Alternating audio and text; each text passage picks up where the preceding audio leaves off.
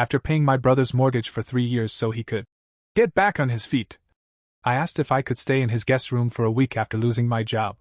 He laughed and said, "You're not my responsibility." His wife threw my bags on the lawn before I could reply.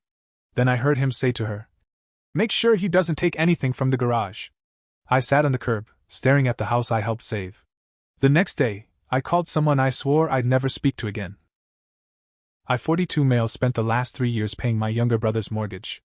His name is Mike 39 male. He lives in Fort Wayne, Indiana with his wife Stephanie 36 female, and their 2 kids.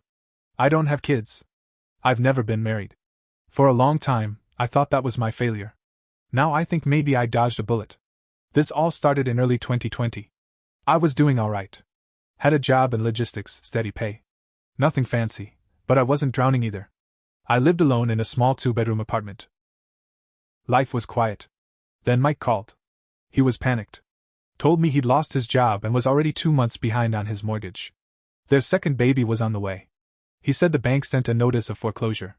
He didn't know what to do. I remember sitting at my kitchen table while he talked, staring at the fridge. I could hear the fear in his voice. We hadn't been super close for a while, but he was my brother. And I knew what it was like to be scared and broke. So I said, "I'll help you. Just until things get better." I wired him $1,600 that night. He cried. I didn't feel like a hero or anything. Just felt like I was doing what I was supposed to do. The next month, he asked again. Then again. For 3 years I paid his mortgage. That's not an exaggeration. I sent money every month without fail. Sometimes it was early. Sometimes I had to shift bills around. I gave up a lot to keep doing it. Vacations, savings, even basic stuff like getting new tires or dental work.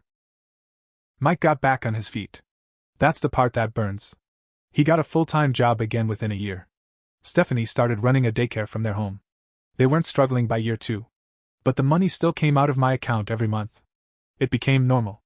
Like a subscription I couldn't cancel. In the beginning, he was grateful. I remember him texting stuff like, "Man, I don't know what I'd do without you." But that faded. The calls got shorter. The texts became just, "Mortgage is due Friday."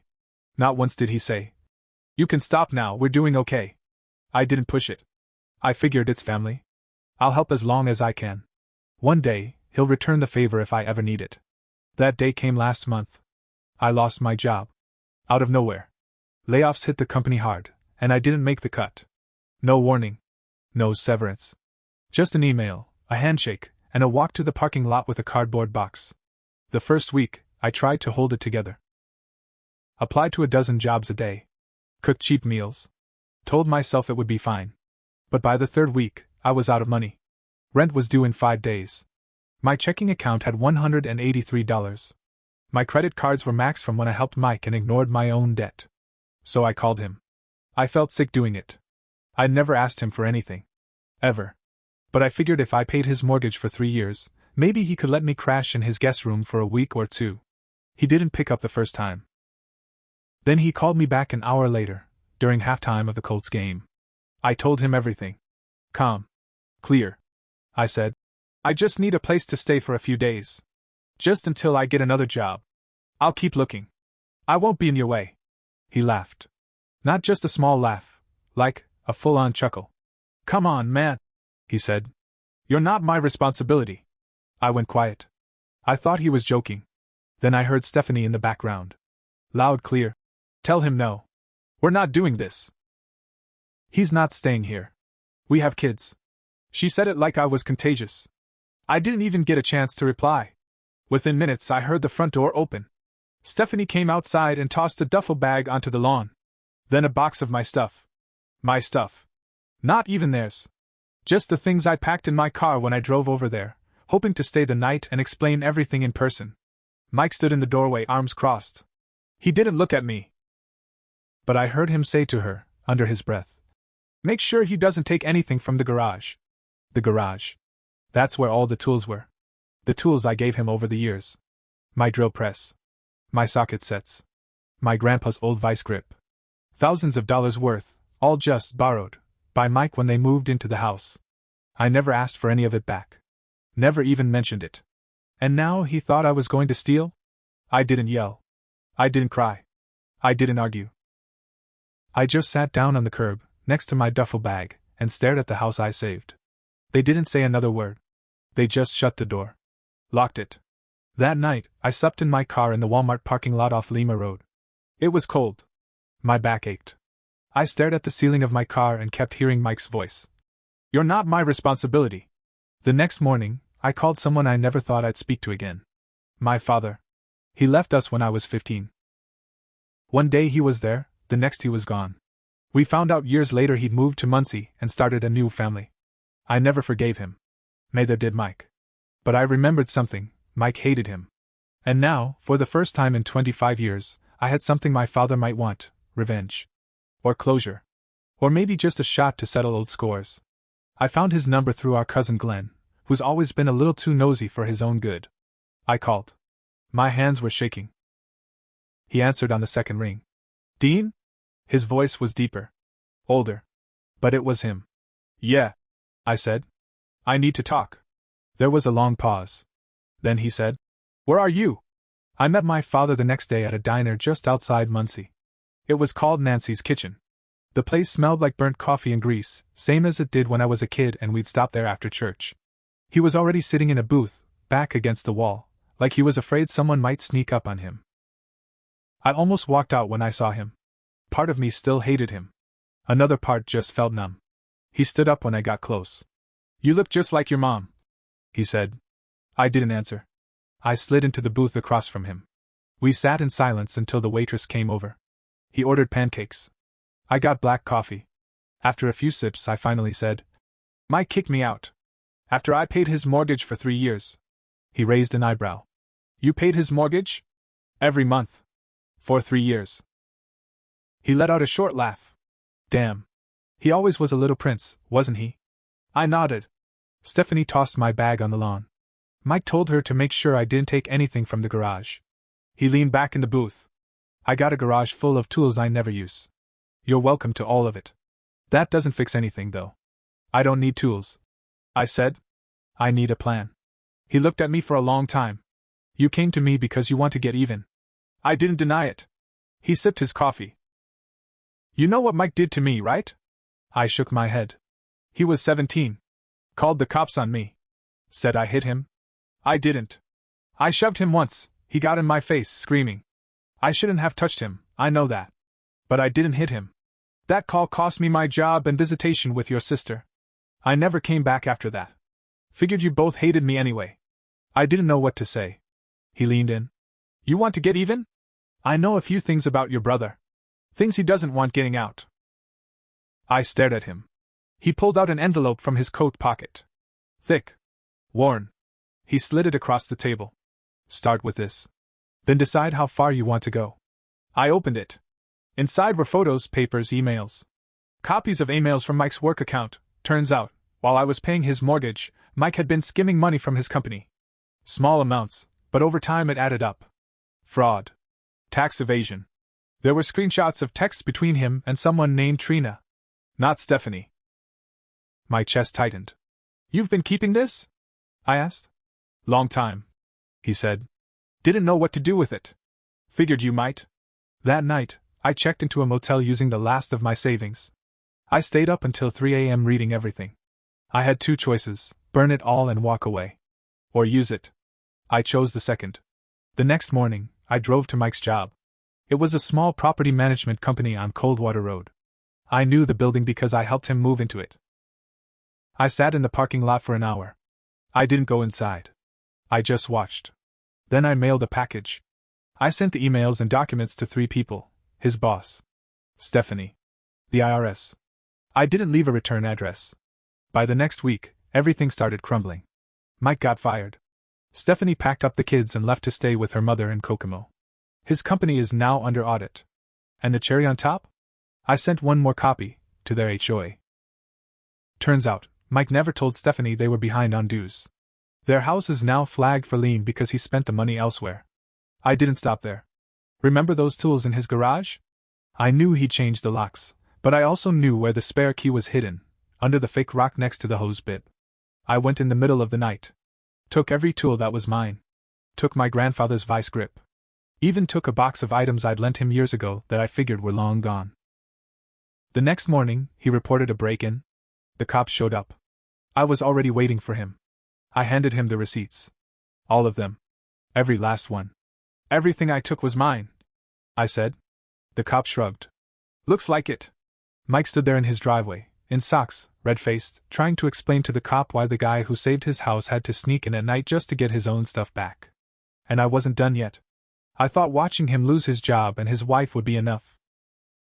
I thought getting my tools back and leaving him standing in his driveway like a fool would be enough. But something about it didn't sit right. It felt incomplete. A few days after the cop incident, I got a call. Unknown number. I almost didn't answer, but I did. Dean? It's Stephanie. My stomach dropped. I know you sent those emails, she said. I didn't say anything. I'm not mad, she continued. I just wish you'd done it sooner. That caught me off guard. She sounded tired. Not angry. Not sharp like she was that day she threw my bag on the lawn. He cheated on me, she said. With someone from work. I found the messages. I saw them, I said. Of course you did, she said. You're the only one who ever cleaned up after him. I don't know why I listened to him when he told me to throw you out. I was just trying to hold everything together. I didn't know what to say to that. She kept talking. I'm filing for divorce. I've already talked to a lawyer. And if you want to get the rest of your stuff from the garage, you don't need to sneak around anymore. I changed the locks. He's staying in a motel. A week later, I stopped by the house while she was there packing up with the kids. She let me into the garage.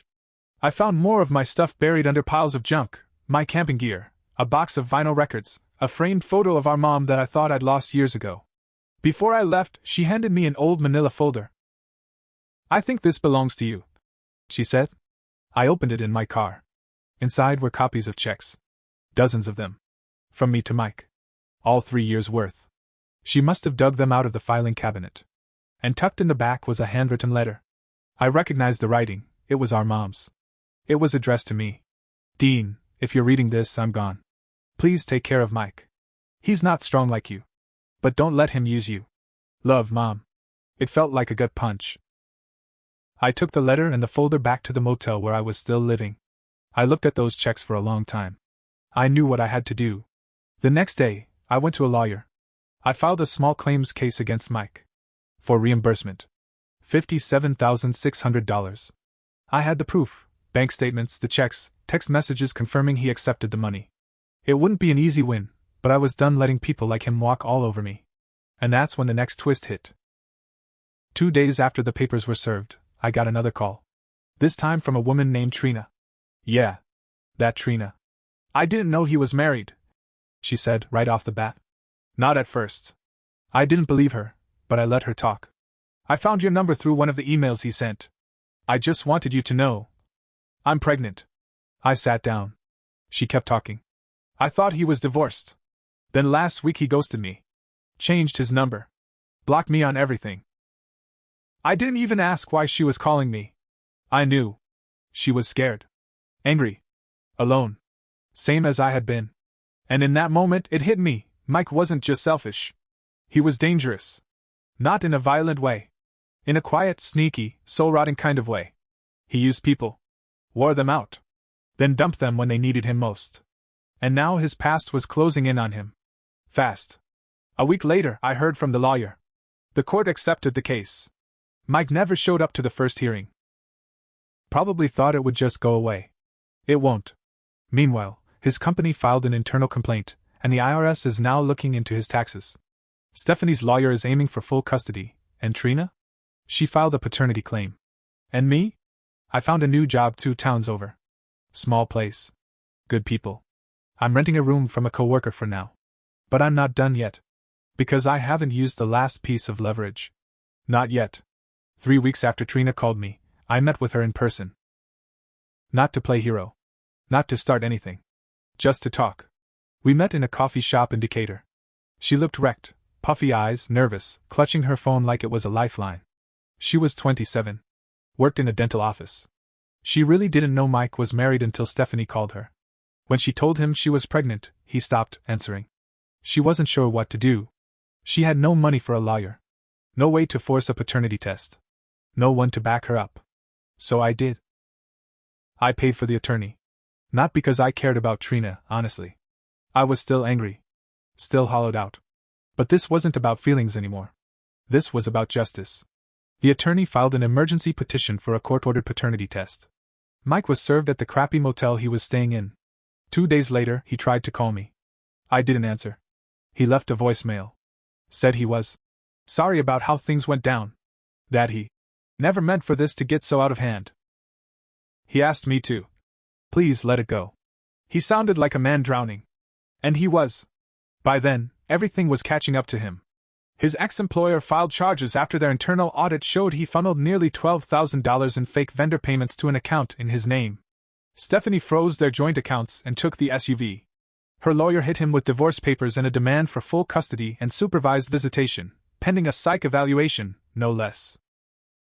She submitted proof of cheating and financial manipulation. The IRS sent him a letter about back taxes. He tried to pawn tools he didn't even own, some of my stuff, and got caught when the pawn shop owner called the police due to the serial numbers I'd registered years ago. Then came the kicker, the paternity test. It was his.